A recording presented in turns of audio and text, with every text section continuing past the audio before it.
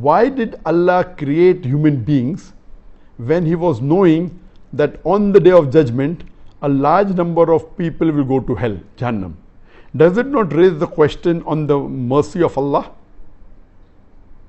क्या अल्लाह जानबूझकर large number of people को जहन्नम में डालना चाहता है? Does Allah purposely wants to put a large number of people in hell? Na'uzubillah.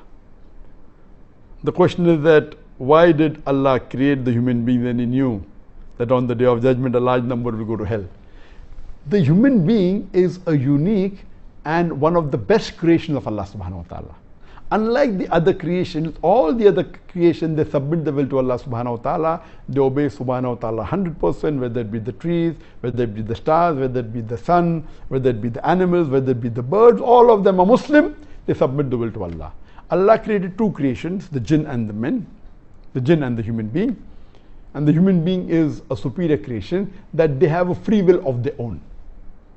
They can either obey Allah or they can disobey Allah. Now, after free will is given, if a person obeys the commandment of Allah subhanahu wa ta'ala, obeys and follows the Quran and the Sahih Hadith, he is far superior than a person who has no free will and he obeys the commandment of Allah subhanahu wa ta'ala. So a human being who has a choice of his own, has a free will to obey or disobey Allah subhanahu wa ta'ala, and then if he follows the commandment of Allah, he is higher even than the angels. For the angels have no free will to disobey Allah subhanahu wa ta'ala. So He has created a new creation. And when you want something which is excelling or of a higher quality, the chance of success rate is less. For example, if you appear for an examination of 10th standard, you find that most of them pass. When you go to bachelor's degree, yet most of them passed, but lesser as compared to 10th standard. If you appear for an MBBS degree, the percentage of passing the exam is lesser than people passing the bachelor's in arts or in science. If you go for MD or DM, that's the doctorate of medicine, again the percent of people who pass is less than the percent of people who fail, because it's a very difficult examination.